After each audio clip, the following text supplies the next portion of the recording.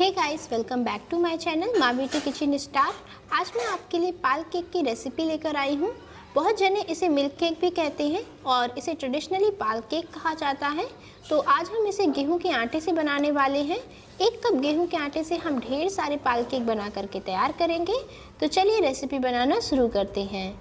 यहाँ पर मैंने एक पैन में डाला है चीनी। यहाँ पर मैंने 1 कप जो है चीनी यूज़ की है और इसमें हम उसी कप के नाप से 1 कप पानी डाल देंगे। हमें इसका शुगर सिरप बनाना है, तो इसे हम इस तरीके से लगातार चलाते हुए चीनी को घोल देंगे और जब तक चीनी घुल नहीं जाती तब तक आप इसे मीडियम फ्लेम पे या फिर लो फ्लेम पे कुक कर सकते हैं।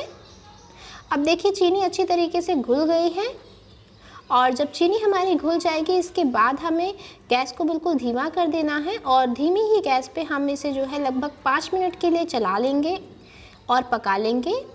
तो 5 मिनट के लिए हमें इसे पकाना होगा कि जब हमारी चीनी घुल जाए और इसमें कोई तार और का झंझट नहीं है, बस आपकी चाशनी चिपचिपी हो जानी चाहिए। या फिर यूँ कहें तो जैसे रसगुल्ले के लिए हम चाशनी बनाते हैं, गुलाब जामुन के लिए बिल्कुल वैसे ही हमें जो है चाशनी बना करके तैयार करनी है। तो ये पतली चाशनी बन करके तैयार हो गई है और चलिए अब हम इसका डो लगाते हैं। तो यहाँ पर हमने गेहूँ का आटा लिया है। ये हमने 1 कप गेहूँ का आटा लिया है और हमने यहाँ पर गेहूं का आटा यूज़ किया है। आप चाहे तो हाफ़ मैदा हाफ़ आटा भी यूज़ कर सकते हैं। अब इसमें हम नमक डाल देंगे, तो इस चुटकी की मदद से हम 3 चुटकी इसमें नमक डाल देंगे। नमक डालने से होगा क्या कि इसका काफ़ी अच्छा फ्लेवर आएगा और इस मीठे को खाने से आप ऊबेंगे नहीं। और इसमें हम डाल देंगे 1 टीस्पून कार्डमम पाउडर यानी कि इलायची का पाउडर। अगर आप इलायची का पाउडर पसंद नहीं करते तो आप स्किप कर सकते हैं। साथ में हमने इसमें मिल्क पाउडर डाला है, ये हमने 3 टेबल स्पून डाला है। मिल्क पाउडर बिल्कुल ऑप्शनल है और हमने डाल दिया है बेकिंग सोडा, यहाँ पर 1/4 टीस्पून और इन सारी चीज़ों को हम छान लेंगे।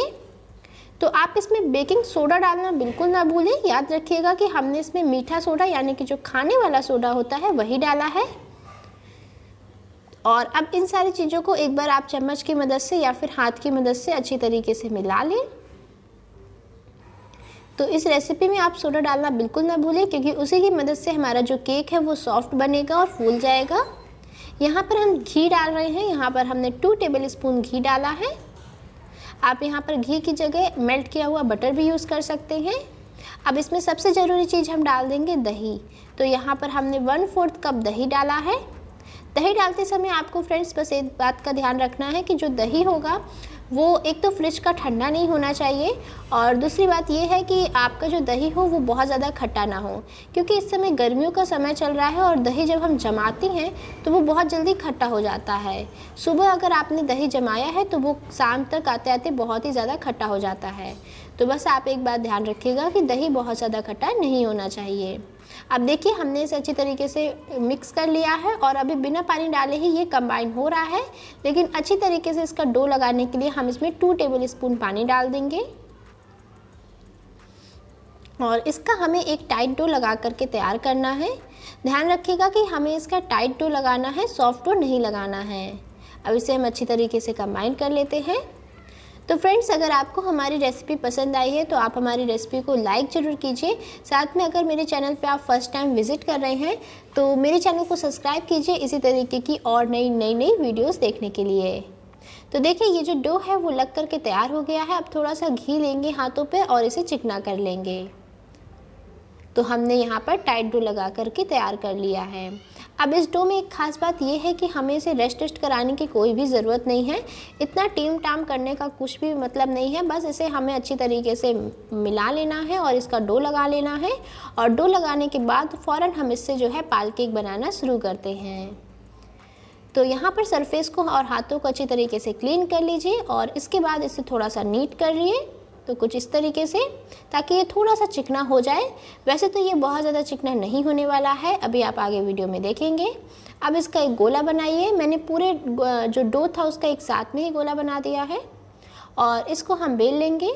हमें इसे बहुत ज़्यादा पतला नहीं बेलना है, थोड़ा सा ये मोटा ही रहेगा।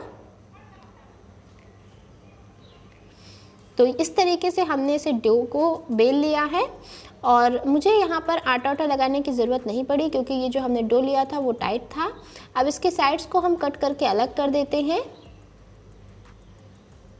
और इस साइड्स को फिर हम दोबारा से बेल लेंगे और फिर से इसकी जो केक है वो बना करके तैयार कर लेंगे। अब आप इसे चाहे किसी भी आकार में काट सकते हैं।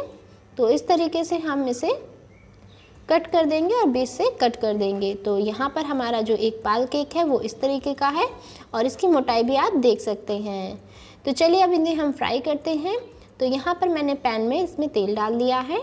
तो तेल को हमें बहुत ज़्यादा गर्म नहीं करना है, पहले हम इसे गर्म कर लेंगे, इसके बाद हम जो है तलते वक्त इन्हें धीमा कर देंगे गैस को। तो यहाँ पर हम तेल को गर्म होने के लिए छोड़ देते हैं। तो यहाँ पर मैं इसे रिफाइंड ऑयल में तल रही हूँ। आप चाहें तो मूंगफली के तेल पे, तिल के तेल में या फिर किसी भी तेल में तल सकते हैं, बस सरसों का तेल नहीं होना चाहिए। तो देखिए इस तरीके से हम छोटा सा इसमें बॉल डालेंगे और ये अच्छी तरीके से फूल करके ऊपर आ रहा है। इस तरीके से हम बाकी के सारे जो हमारे पाल केक हैं उन्हें हम डाल देंगे।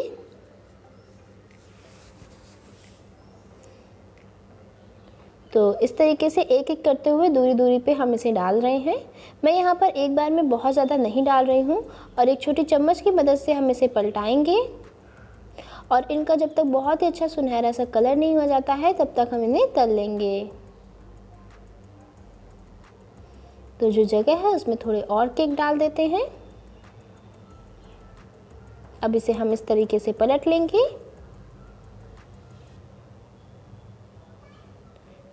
और बाकी के भी हम इसी तरीके से पलट के तैयार कर लेंगे। तो यहाँ पर आपको इन्हें तलने में थोड़ा सा वक्त लग सकता है, लेकिन जब आप इसे तलेंगे तो इसका एक सबसे अच्छा बात यह है कि बहुत ही अच्छा कलर आ जाएगा।